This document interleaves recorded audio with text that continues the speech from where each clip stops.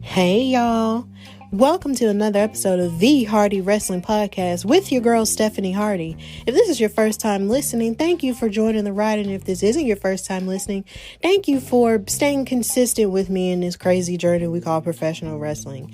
So of course I've got your news and gossipish, and it's been a lot going on in wrestling this week, but a lot of good things, a lot of crazy things, and some sad things, but we're gonna talk about it. And then I have a wrestling fan story time that's about me, The Rock, and Twitter. And I have my last Black History Month highlight about The New Day. I'm going to talk about them collectively as a group and individually, and talk about my argument as to why I feel like they are the greatest faction of all time. So, sit back, relax, and enjoy the vibe and get this chill, positive, and passionate love here. This is the Hardy Wrestling Podcast.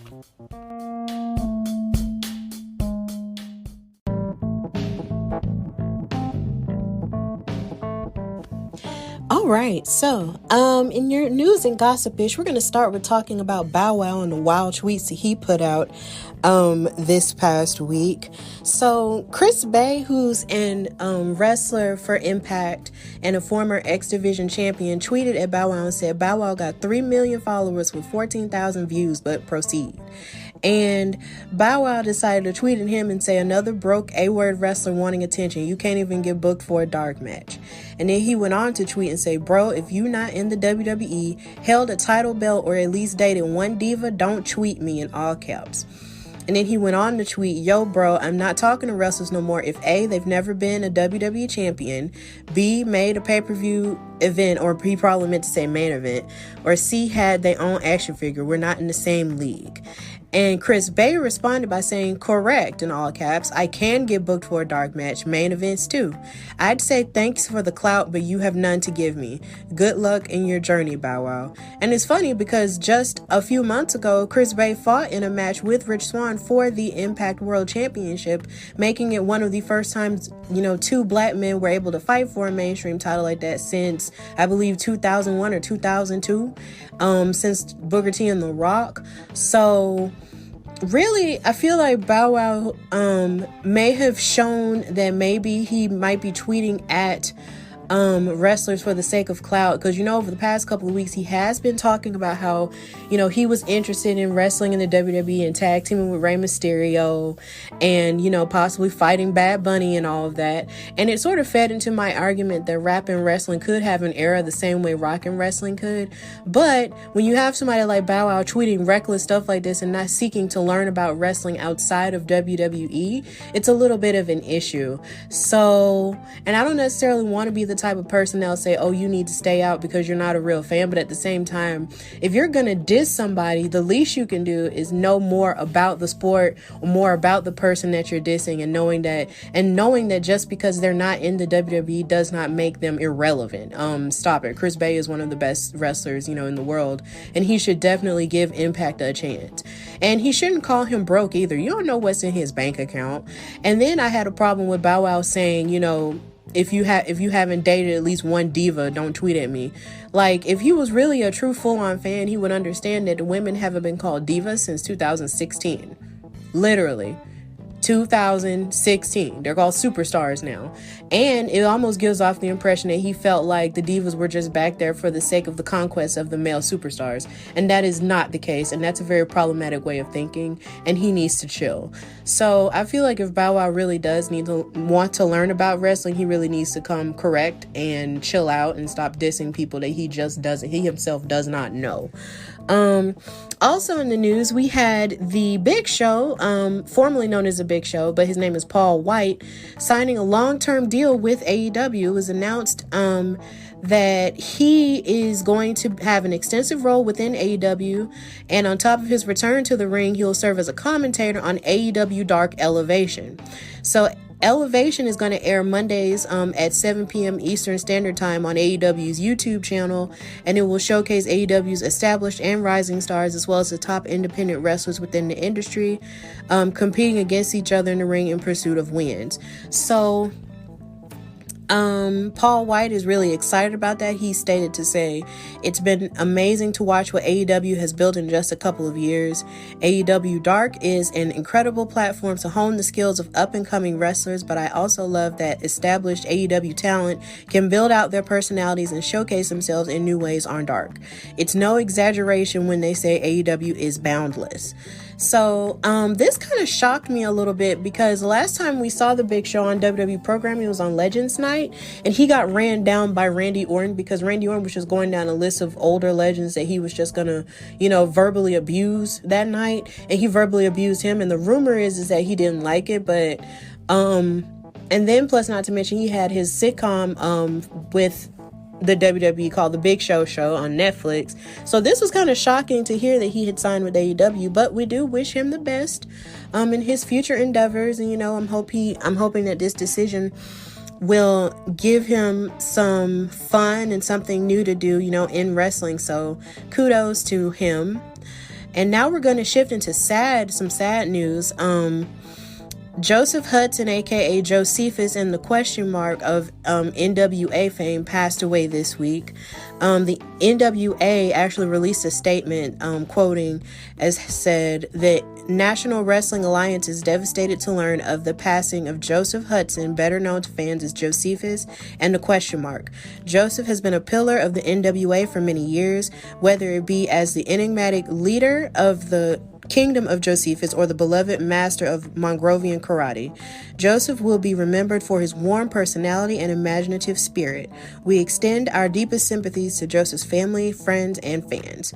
And then Dark Side of the Ring, the show on Vice Television that showcases different stories of wrestlers that tend to be on the more negative or darker side, released a statement as well stating the Dark Side family lost one of its foundational collaborators last night, Joseph Hudson, aka Josephus, who brought so much love, care, and respect to his portrayal of Bruiser Brody in our very first episode.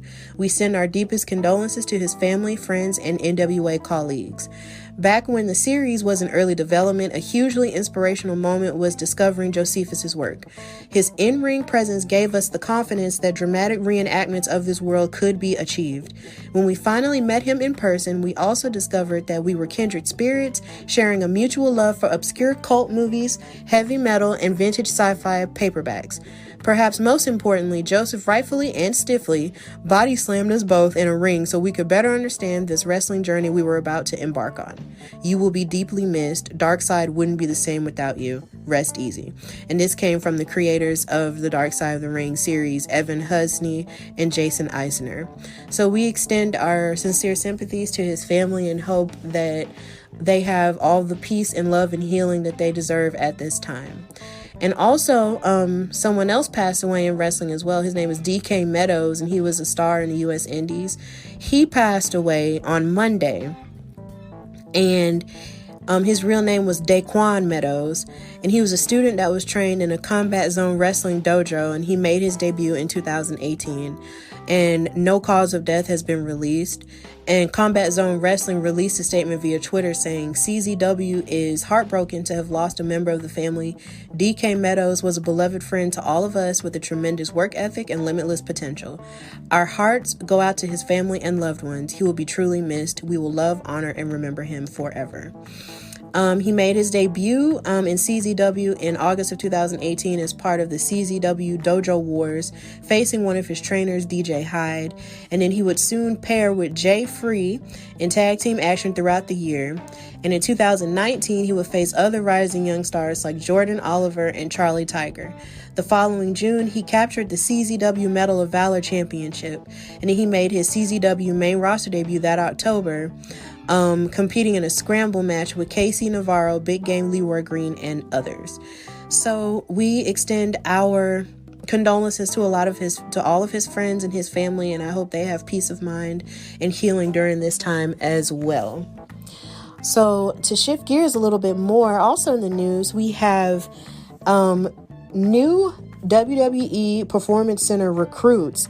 So WWE announced its largest class of recruits Wednesday, and this group includes really major players like Eli Drake and Taya Valkyrie, who were former Impact Wrestling stars. Taya Valkyrie was the longest reigning Impact Knockouts champion, and she's also married to John Morrison. And Eli Drake now is on NXT as LA Knight, so we've seen him sort of make his television debut, but he hasn't made his in-ring debut as of yet. Also in that class, you had former UCF offensive lineman Parker Boudreau, who actually follows me on Twitter because he actually does those random posts where he'll be like, who wants a follow? And I actually said, me, please. And he actually followed me, so that was cool. And a lot of people are calling him like the next Brock Lesnar, or like he's the next big thing because Paul Heyman said so. But he stated on Twitter that he's not the next, Brock Lesnar. He's the first Parker Boudreau. So Bronton Rex Steiner, who's the son of tag team legend Rick Steiner, he was signed as well. And Zoe Stark, Gigi Dolan, Cora Jade, they were all signed as well.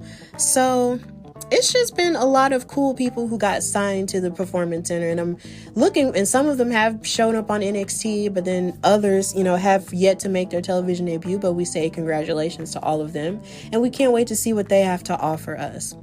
Also in the news, we have the channel A&E and WWE to produce all new biography editions in WWE's Most Wanted Treasure series. So in a press release, they stated AEW Network and WWE Studios are giving fans an exclusive look behind the curtain in an all-new Sunday night programming partnership.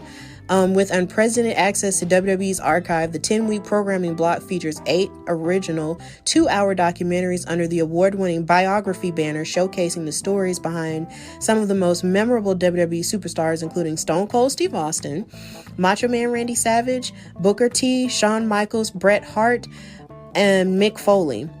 And these biography episodes are going to be helmed by some of the industry's top directors and storytellers to chronicle the success of these legends and their lasting mark on both sports entertainment and pop culture. And each special will air weekly at 8 p.m. Eastern beginning Sunday, April 18th.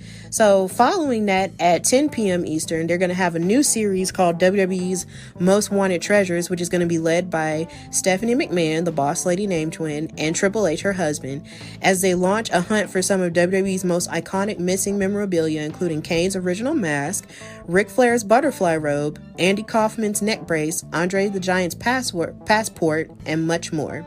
And in order to find these quintessential relics, the team will join forces with legends including The Undertaker, Ric Flair, Mick Foley, Booker T, and more as they bring these items home to the WWE archives.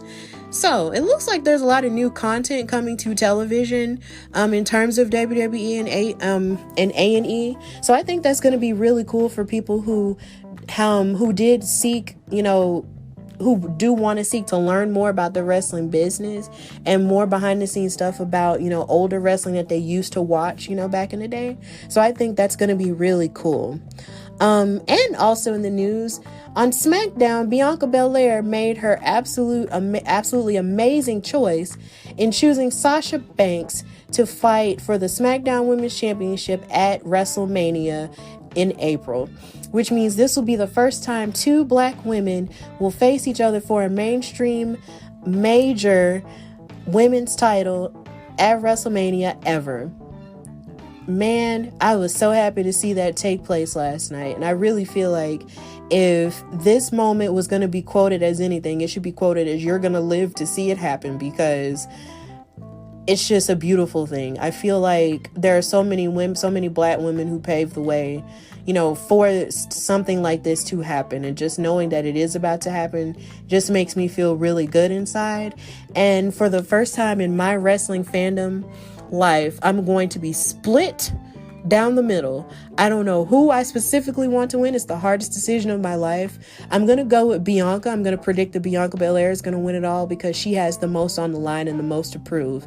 Even though I love Sasha Banks and she is my GOAT for life, it's Bianca's time. There's too much momentum that she has, and I feel like if Sasha Banks loses, there isn't so much that she has to lose, whereas if Bianca loses, there's a lot of momentum, that she has lost. So I'm definitely going with Bianca Belair, and I'm definitely here for this history-making match. And that's the end of News and Gossipish, and now we're going to go to my wrestling fan story time, featuring me, The Rock, and Twitter.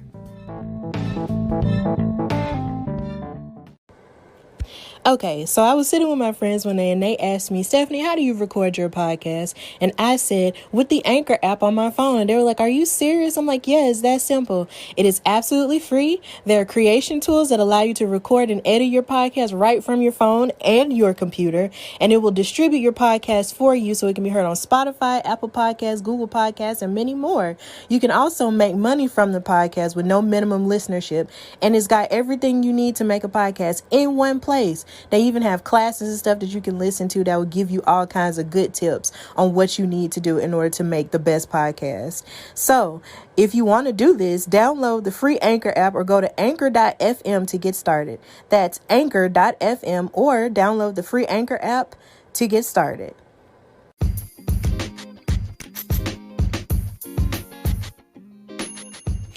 All right, so this is a wrestling fan story time. I know I haven't really told one in a while because this month was kind of different with Black History Month and everything. Ooh, excuse me, just had some water. Something major happened to me this week, and I know if you follow me on any one of my social media platforms, you saw what it was, but I just wanted to talk about it on my platform because I just feel like it was a major moment for me as a fan. As you may or may not know, The Rock has this 30-minute comedy show called Young Rock on NBC that comes on Tuesdays at 7 o'clock if you live here in Alabama, and 8 o'clock if you're on Eastern Standard Time and all that. And it's a show that's sort of charting, his childhood, his teen years, and his young adult years as well. And it's only been 2 episodes so far, but it's really good and pretty funny. And the casting is almost incredibly about maybe 95% spot on. Like, it's really spot on with all the people who they've cast in this show. Especially the person who they got to play The Rock's mom and dad, definitely. And the people who they got to play the Wild Samoans and everything. So it's a really cool show and it's really funny. And of course, The Rock stars in it as himself as he's running for president in 2032. Now, he has sort of alluded to possibly doing that maybe in the future. But he hasn't really announced that he's going to do it, say now, within the next election cycle or whatever. But, we have to wait and see because you just never know with the world we live in now. But that's pretty much what's been going on the show. He's telling his story in these interviews and it's sort of come back in flashback form. So on this second episode, they showed more of him during his teenage years where he was trying to impress this girl called Karen. Except they kept, amongst his friends, he kept calling her fine A-word Karen. So he was trying to impress her by asking her out on a date because he was kind of nervous about it because she was sort of notorious for not accepting dates that often because she was just she was hard to impress. So once he did ask her out on a date, he made her laugh and everything, she accepted and all of that. So they got that together. But also beneath that, you have this sub story involving The Rock's mother, Otta Johnson, and how she started this cleaning business to sort of help pay their bills, because like I said in my previous episode, it's not like The Rock and his parents were living in a lap of luxury because his father was a soul man, Rocky Johnson. There was a point where they were, legitimately struggling for a while. So it was Soul Man had to wrestle a couple matches here and there and then make a few appearances at different conventions and stuff, and even take on a job in order to help pay their bills. And so Mama Rock, as people affectionately call her, started her own cleaning business, and she was cleaning this house of this lady, who was wealthier than her. And she was sort of listening to her sort of complain about issues that in the grand scheme of life doesn't truly matter as much. And she was sort of listening to her talk and go on and on for about maybe 20 minutes at a time over trivial things that I guess only privileged people would, complain about. And Mama Rock literally interrupted her mid-sentence and said, "Those aren't real problems." And I'm sitting there just looking at the TV like, whoa, she really just said that to somebody she's working for. And, she was telling her, that these really aren't real issues. But then she went on in the episode to make it up to the person that she was working for by making her some food and saying that she was apologized for speaking out of turn. It's just at times have been really hard for my family. But the client, understood where she was coming from, and they became, good friends, beneath it all, and found that they had more in common than they actually thought. So that was a really precious part of the story. But after she, yelled at her and said, those aren't real problems, I was live tweeting with, a lot of people on Twitter, who are watching the show and everything. Like, live tweeting is a really cool part of, watching something as it's happening, because you're not only able to give exposure, to your platform, but you're also able to interact with other people who are fans of the same show that you like to watch. And I do it, a whole lot. And I just started doing it with Young Rock. And I tweeted a compliment towards The Rock's mom and said, "Mama Rock is everything, #Young Rock." And it has a muscle at the end of it. So I put my phone down for like maybe a few minutes, and then I pick my phone up after a while, to probably start back retweeting. And I get the shock of my life. And I find out that Dwayne "The Rock" Johnson actually quoted my tweet and retweeted it by saying everything, and she still is everything, and she continues to be the real rock of our family, #Young Rock. And I am just looking like, what the heck? And I'm screaming like a fool. And my mom is like, "Bro, like, what is it?" And I'm just like, "Mom, The Rock just retweeted me." And she's like, "What?" And so I took a screenshot of it and showed it to her, and showed her where the check meant that it was a verified account of his. And then I showed it to my sister and her boyfriend, because they were actually in the living room. And I'm pretty sure, I probably embarrassed her, because I was losing my mind, and jumping all over the house because this was happening. But at the same time, I mean, my sister knows what's up, because she used to watch wrestling too, but she grew out of it. She's 19 now, but she still knows it's a big deal to me. So she was just like, wow, like, she really couldn't believe it. And I'm just sitting here in shock over the entire thing. Like, wow, like, The Rock really retweeted me. And it's such a huge deal for me, because The Rock is like my favorite wrestler of all time. Like, in terms of like, well, he's not the GOAT to me, I should say, because I know Ric Flair is the GOAT, but it's just in my mind, when it comes to like my favorite wrestler, in terms of personality and promos and how many times he's made me laugh and entertain me, it's always been The Rock. Like, he's just my absolute favorite guy from my childhood. And I remember, going to see most of his movies in the theaters. And if not seeing it in theaters, at least purchasing some of them. Some of my favorite Rock movies are like, I love The Rundown. I love Gridiron Gang. I love The Game Plan. And I love Tooth Fairy, even though a lot of people kind of crapped on Tooth Fairy. I don't care. I really liked it. I tend to like a lot of The Rock's movies where he's being more of a heartfelt person, and being kind of a tough person, but not so much of a tough person that you forget that he has feelings. And of course, I love Scorpion King. And those are really a lot of my favorite Rock movies. And I did go see Hercules, but Hercules wasn't necessarily one of my favorite ones.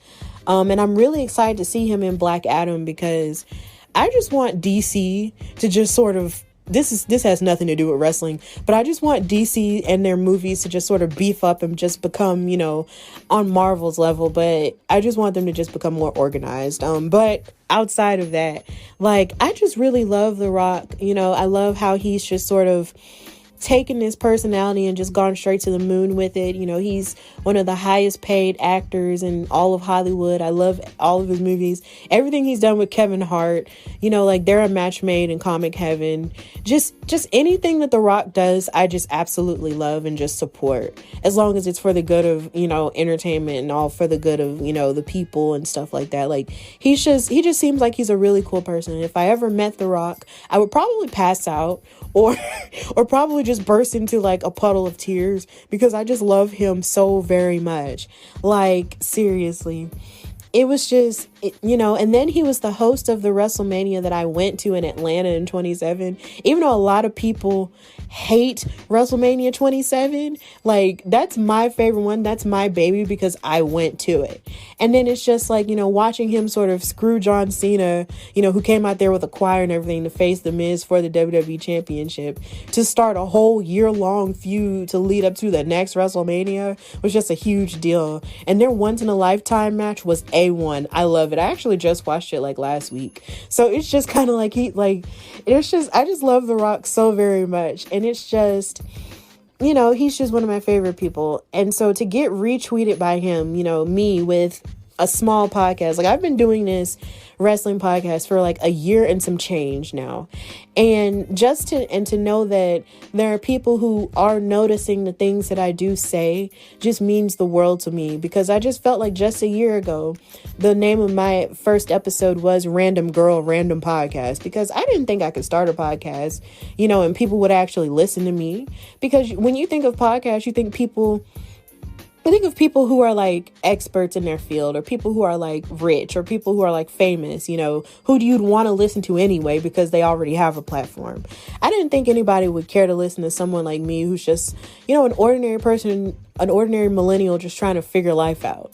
But people do. And then when I tweet and live tweet and people actually, like what I say, that means a lot too. So the idea that someone who I've been watching since I was a child, and somewhat emulating since I was a child, retweeted something that I said about his mom, not even just about him, but about his mother, just meant the world to me, because of course I love mothers. I love my mom. And it's just, I just really his mom really resonates with me on the show, because she just keeps it real. And just to know that he appreciated the compliment that I paid to his mother just meant a whole lot to me. And I thank everyone who, liked the picture that I, posted everywhere on all my Instagram and my Facebook and everything about it. Just thank you for being supportive of that and everything. Like, it just makes stuff like that just makes me feel like the sky's the limit. For this podcasting thing, and just for wrestling, and for me and wrestling as a whole. Wrestling is just one of my truest, deepest loves. And I just feel like there's so much more that can come from it. And that was one great moment that I will cherish, for the rest of my life as a content creator, and just as a person who's just a really big fan of The Rock and his mom now too. So that's the end of this wrestling fan story time. And now we're going to go to my very special Black History Month highlight of the New Day.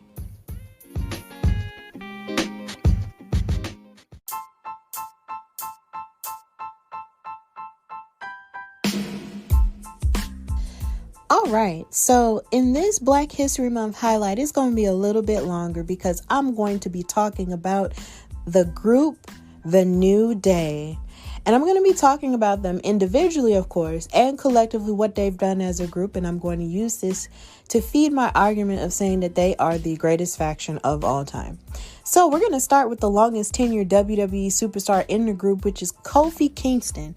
Of course, he was born as Kofi Nahaje Sakodi Mensah in the city of Kumasi in the Ashanti region of Ghana, West Africa, where I've actually had the privilege of going. He moved to the United States with his parents at the age of 2, and he began performing as a wrestler in high school. And after graduating from college, he got a normal job and realized that wrestling was his actual true love. And he really did not want to spend the rest of his life sitting in a cubicle, so he decided to pursue professional wrestling. So, after making his debut in 2006 with Chaotic Wrestling, he signed with WWE that September. And he debuted on ECW in January of 2008 as a Jamaican babyface until 2009, when he dropped the accent in a promo with Triple H, Shawn Michaels, and others. And of course, you might remember this because this is when Triple H called him out and said, wait a minute. Aren't you Jamaican? And then Kofi Kingston had this really cute look on his face like, I'm caught. It was so funny because back then I thought he was really cute and I loved his clothes and everything. But my dad used to make fun of him and call him Coffee. And I'm just like, no, it's Kofi, Dad. You keep, mispronouncing his name and all this other stuff. And of course, later I will learn that, Kofi is basically the name that they give you if you were born on a certain day of the week in Ghana. That's a part of their culture. So basically, that's his name. And also just the fact that I just loved his bright colors and I love how he was just jumping up in the air and stuff. But he had to drop the Jamaican act, and he was later on, continuously billed from Ghana, West Africa, as he is to this day. And from 2009 to 2013, he became a 4-time Intercontinental Champion, a 3-time United States Champion, a 5-time Raw Tag Team Champion with Evan Bourne, Matt Sydal, R-Truth, and of course Big E and Xavier Woods with the New Day, a 1-time World Tag Team Champion with CM Punk, and of course he's been a 7-time SmackDown Tag Team Champion with the New Day. And of course, as the most historic point of his career, he is a one-time WWE champion, and he's the first African-born man to be a WWE champion during his beautiful and historic Kofi Mania run, which I've documented multiple times on this show, and how much, it made me feel incredibly emotional, so I won't go into it here, but just know this was an important moment to me. Also on the channel Up, Up, Down, Down, he's known as Mr. 24/7 and also Mr. Gacho, as in Gacho A Word. Seriously, that's his nickname. It's funny. And after he won the WWE Championship, he went to his home country of Ghana, visited schools, and was honored by President Nana Akufo-Addo. And he's a major sneakerhead. So it's been really cool to sort of see him, with this rise, with his rise as a superstar, considering he was always trying so incredibly hard to reach, the very top of that ladder, but he wasn't necessarily considered, one of those people who could reach the top of the ladder. He was always considered a good worker. But some of his best rivalries have been with people like Randy Orton and also Samoa Joe. And even though we don't tend to focus on how he lost the WWE Championship, we always know that the moment of Kofi Mania and him breaking that glass ceiling will always be important to us as Black wrestling fans, and also to future Black male wrestlers who feel like, that there isn't a place for him. They can look to Kofi for inspiration and see that there is a place for him. So that's good. So now I'm going to talk about Xavier Woods, who is my birthday twin. He was born on September 4th, 1986. Whoop, whoop. So while attending Furman University, Xavier began training in wrestling part-time with Ultimate Christian Wrestling. He became the final Deep South Wrestling heavyweight champion in 2007. And also in 2007, he started in TNA as Consequences Creed and fought in the X division, which is kind of like their cruiserweight division, I guess you could say, maybe, but yeah. In 2009, he won the World Tag Team titles with Jay Lethal, with their team known as Lethal Consequences. And in 2010, he participated in the New Japan Pro Wrestling Super J tag tournament with Kota Ibushi as his partner. He would also go on to win the East Coast Wrestling Association's 2010 Super 8 tournament, defeating Brian Malonis, Eugene, and NXT superstar Tommaso Ciampa. He debuted on NXT in 2012 as a 90s culture fanboy and put his fandom in different gears that he would wear, such as with Power Rangers and Dragon Ball Z. And in 2013, he made his main roster debut by teaming with R-Truth, who he used to team with in TNA. And he was accompanied by the Funkadactyls, which is basically Naomi and Cameron, aka Ariane Andrew now. In 2014, he became the voice of what would become the New Day. And the New Day seemed as if they would be like this serious group at first. And a lot of people, were kind of rumbling about, and they thought that this group was going to be kind of like the 2.0 version of the Nation of Domination. But that wound up, of course, not happening. But when it seemed that they were going to be very serious, with this group, he was sort of the mouthpiece for them. And it was just really interesting to see them, dressed in suits and everything, kind of staring at everybody and yelling about how they were going to take back what they deserved and everything. And yeah, it was just a really weird and interesting time. So you can only imagine my surprise when the New Day popped up and they were going to be known. They were kind of, repackaged as these positive Black youth preachers with a choir singing in the back and everything. Now, I actually liked it, but a lot of people didn't, and a lot of people booed them, which made them, turn heel during early in their New Day run. But they wound up having to make the New Day gimmick, their own, and sort of put their own spin on things. And, the rest is history with that. Now in 2015, but back to Xavier, 2015, he started the YouTube channel Up, Up, Down, Down, where he invites WWE superstars, gaming personalities, and, other celebrities to play video games and have interviews. And for this channel, he won a Guinness World Record for most subscribed to celebrity video gaming channel with 2.25 million subscribers, including myself. Yes, I'm subscribed to them, even though I'm not really a gamer like that. It's still entertaining. In 2017, he also voiced the character Vincent Mensa in the PS4 video game 2064 Read Only Memories. And in 2019, he became a recurring cast member of Penny Arcade's live Dungeons and Dragons campaign. And last year, the New Day, including himself, was added as playable DLC characters in Gears 5 with custom ring attire armor. And he was announced as one of the new hosts for the revival of the G4 channel. If you may remember, like in the early 2000s, there was this channel called G4 that specialized in video game news, gossip, and all of the above. And since they're reviving that channel, he's going to be one of the hosts for it. And he really pushed for it on Twitter and everything with the hashtag. And a lot of people caught on with it. And he went ahead and actually locked in that job. So also, he holds 2 bachelor's degrees in psychology and philosophy and a master's degree in psychology, and he's a PhD candidate in educational psychology. So Xavier just really has a really long resume that includes wrestling and all kinds of video game stuff and hosting, credits and all of the above. So it's really cool. I love Xavier so much. He's just really funny. And, on top of his wrestling career, he's a 3-time Raw Tag Team Champion and a 7-time SmackDown Tag Team Champion. But we don't know if he'll ever have, his moment in the sun to have a solo run like Kofi and Big E, have had. I wouldn't mind seeing it because he's actually the most underrated talent of the New Day. So I would love to see him have a singles run at some point, but we'll have to see what happens. And last but certainly not least, the powerhouse of positivity is Big E.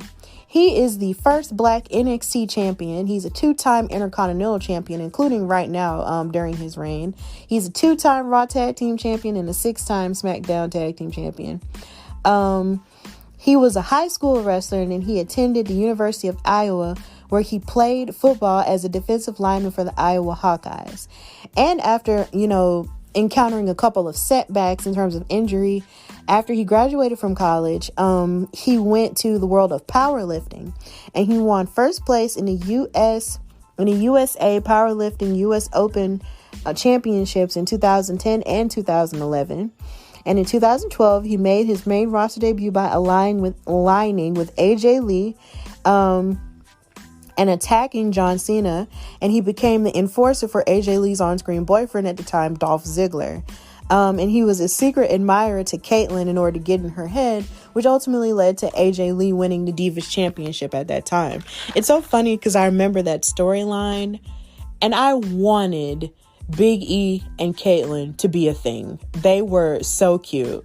Like when he was pretending to like all the stuff that he liked and she liked, and then he gave her flowers and everything, and he revealed himself to be the admirer. I was just like, oh my God, be a thing. But then they weren't a thing, and he pushed her down, and it was all a whole ruse to get under Caitlyn's skin.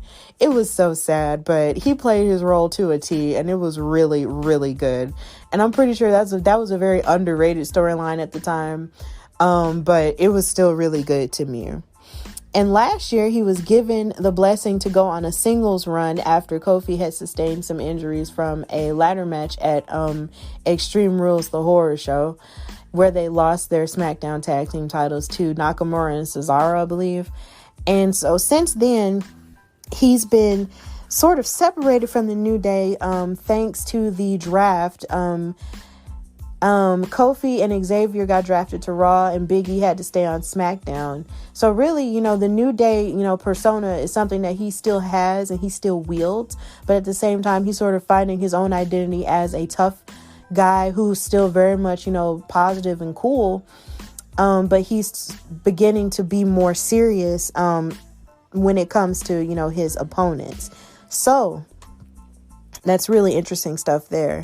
And I can't wait to see what he has to do next, as a singles competitor, with New Day always being at the forefront of his heart. He's also the voice of Cannon Wolf on the Adult Swim series Laser Wolf, and that one's actually pretty funny. And as of right now, he's launching a project called Our Heroes Rock with Jonathan Davenport, who is the New Day's ring gear creator, and Andreas Hale, who is a journalist and an author who's been on their podcast multiple times before. Our Heroes Rock is basically like a Schoolhouse Rock-esque kind of show that highlights the achievements of African Americans in the United States. And this is going to include lots of hip hop, and R&B elements with it. And they've kicked off a Kickstarter fund, for it. And as far as I know, they're on their way to their goal. And you can also get t-shirts and different prizes and stuff for how much you donate to their Kickstarter campaign. So he has links to it on his social media outlets. So if you go on at WWE Big E, you can find them.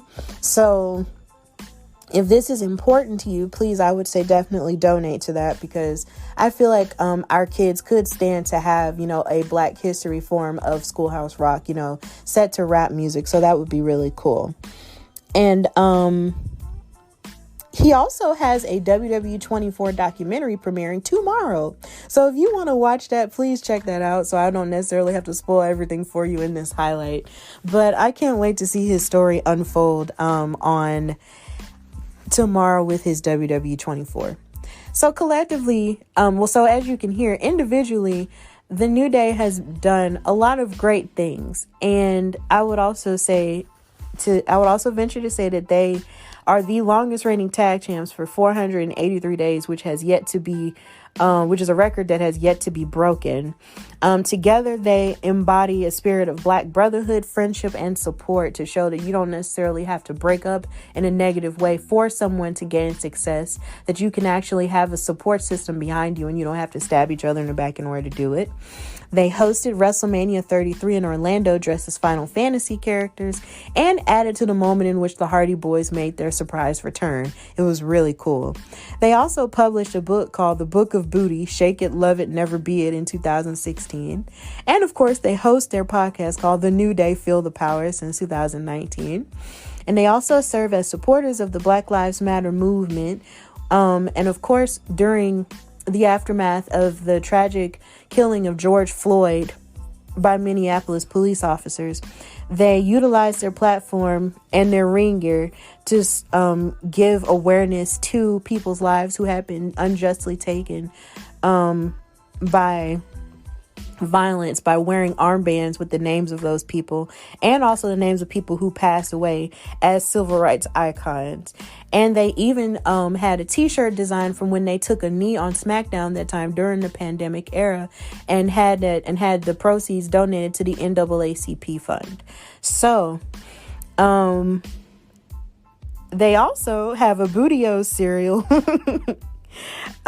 which you could find in a couple of stores. I'm not sure if they're still selling it, but I really feel bad that they never turned their whole New Day Pops thing into a thing either, because that would have been really cool ice cream. But WWE had to come up with their other ice cream sandwich. Those sandwiches are good, but I really would have liked it if the New Day had their own ice cream. That would have been cool, but they dropped the ball on that, but it's okay. And the thing that I admire about the New Day the most is just the fact that they took these characters that were meant to be like old school preachers and transformed them into their own and made them, fit their personalities, times 10 on television, and just made something that culturally resonates with so many people, and definitely African Americans as well. They make so many cool references to stuff about the culture. Wale is one of their coolest friends and actually did a theme song for Big E that he has now. That's actually on streaming platforms right now, because I actually found it last night. And it's just watching them just sort of unapologetically be themselves and act crazy, just reminds me so much of those homeboys that you would see that would be the life of the party, or the class clowns in the classroom that made class fun, even though it was kind of boring at times. They would still make you laugh, at the end of the day, if you were having a bad day. And that's just what they embody to me. And Big E, by himself sort of embodies like a really serious, powerful speaker to me. Like, I love hearing him talk because he just sounds like a really great preacher. But, he actually has some past experience in being a preacher, when he was relatively young. So that's really cool. And the New Day just inspires me, a whole lot. Because just seeing them be themselves has just allowed for a lot of Black men, to sort of, be themselves and be open with just being nerds and into different things like anime and being into things like video games and stuff like that, and even into things like Golden Girls. Like, it's really opened the doors for a lot of people to be comfortable in who they are. So I really do appreciate the New Day for existing as long as they have and for doing everything that they've done for the culture. And I'll never forget, their rap battle with the Usos. That was really cool too. That was hosted by Wale as well. That was one of the coolest moments they've ever had as well. So there are just so many great moments that they have had, and I know that they'll continue to have great moments as well. They continue to inspire me, and they continue to inspire the culture, and I hope that they will continue to just give us more. And I really feel like they are the greatest wrestling faction in wrestling history, simply because of the fact that their reach goes far beyond wrestling. It's not just with wrestling for them. It's podcasting. It's, hosting game shows, hosting video game shows, being on cartoons. Like, it's just a whole lot that they do that just, and even in Black history and activism, there's just a whole lot that they do outside of wrestling that just reaches everywhere. And I haven't seen a faction have that much of a reach culturally in such a very long time, if ever. So I really feel like the New Day is the greatest wrestling faction of all time, and they deserve to be given their credit, and their flowers, as my Jobber Tears friends would say. So that's the end of this Black History Month segment. I've really enjoyed doing my Black History Month highlights. I'm not sure if I'm going to continue doing them, or maybe, do Women's History Month ones next month. I'm not exactly sure, but I've really enjoyed, doing these shows, and centering them into Black icons who I look up to. And, maybe next month, I'll format it a little bit differently from Women's History Month, or maybe I'll just stick to the regular format. But for now, I thank you guys for listening to my Black History Month stuff. And now we're going to go to a conclusion.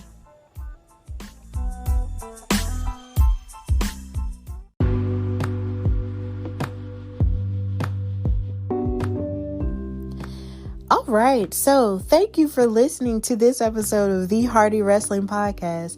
Per usual, if you want to follow me or, follow any content that I have, you can follow me on Instagram at Hardy Wrestling Podcast. You can follow me on Twitter at Hardy Wrestle Pod, and follow my Facebook page at Hardy Wrestling Podcast. And you can listen to the podcast on Anchor, Spotify, YouTube, Apple Podcasts, Google Podcasts, iHeartRadio, and anywhere you get your podcast. Next week is going to be a pretty cool episode.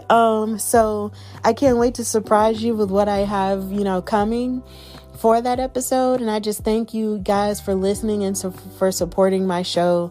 And I also want to thank the Jobber Tears family for coming on my show, for these past few weeks for Black History Month. It's been an absolute honor having you guys come on. And if you want to listen to them, please check them out everywhere you can listen to podcasts: Apple, Google, Spotify, iHeartRadio, everywhere you find them. And please follow them on all of their social media handles at the Jobber Tears Podcast and at Jobber Tears on Twitter. So with that in mind, I thank you so much for supporting the Hardy Wrestling Podcast, your favorite chill, positive, and passionate wrestling podcast. And until next time, this is your girl, Stephanie Hardy. Bye, y'all.